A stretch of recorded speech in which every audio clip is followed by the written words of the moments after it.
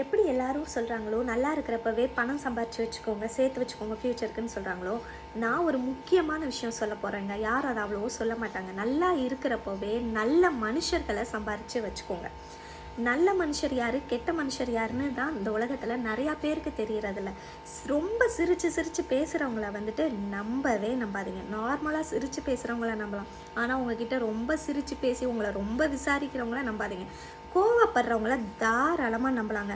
ஒருத்தவங்க உங்களை ரொம்ப விசாரிக்கிறாங்க, எக்ஸாம்பிள் சாப்பிடுங்க செய்யுங்க அப்படின்னு ஒரு தடவை கேட்குறது பரவாயில்ல, ஆனால் 10 தடவை உங்களை அப்படி கேட்குறாங்க, செய்கிறாங்க, காலில் உழுகுறாங்க, காலை பிடிக்கிறாங்க அப்படின்னா அவங்க உங்கள் காலை வார போகிறாங்கன்னு அர்த்தம். நீங்கள் நினைக்கலாம் என்கிட்ட காலை வர்றதுக்கு என்ன இருக்குது, ஒன்றும் இல்லையே அப்படின்ட்டு. ஆனால் ஒன்றும் இல்லாமல் ஒருத்தரும் உங்ககிட்ட இருக்க மாட்டாங்க. அதை ஃபஸ்ட்டு நீங்கள் புரிஞ்சுக்கோங்க. உங்கள்கிட்ட ஏதோ ஒன்று இருக்குது. அதனால் எப்பயுமே கோவப்படுறவங்கள நம்பலாம். ரொம்ப வந்துட்டு அதாவது விசாரிக்கிறது வேறு. நார்மலாக எல்லோரும் விசாரிப்பாங்க, சிரித்து பேசுவாங்க, அது வேறு. ஆனால் நமக்கே தெரியும் இது நம்மளை ஐஸ் வைக்கிற மாதிரி இருக்கும். அப்படி இருக்கிறவங்கள தான் நமக்கே பிடிக்கும். ஒருத்தவங்க வந்து ஓயாமல் உன்னை சாப்பிட்டியாமா, செஞ்சியாமா, உனக்கு டீயை போட்டு எடுத்துகிட்டு வராங்க, ஐஸ்கிரீம் பண்ணி எடுத்துகிட்டு வராங்க அப்படின்னு எந்த ஒரு ரிலேஷன்ஷிப்பாக வேணாலும் இருக்கட்டும், அந்த மாதிரி இருக்காங்கன்னா நீங்கள் ரொம்ப ரொம்ப ஜாக்கிரதையாக இருங்க. அவங்க உங்கள் காலை வார போகிறாங்கன்னு அர்த்தம்.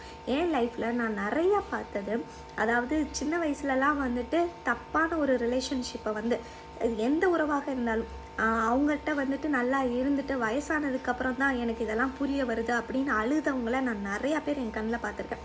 ஆனால் இவங்க தான் நல்லவங்க அப்படின்னு சொல்லிட்டு எனக்கு தெரியுது இப்போ தான், பின்னாடி தான் அப்படின்னு சொல்லி நிறையா பேரை ஃபீல் பண்ணுறது பார்த்துருக்கேன். ஆனால் பின்னாடி தெரிஞ்சாலும் அவங்க வந்து அந்த நல்லவர்களோட போய் சேர முடியாது. அது ஏன் தெரியுமா?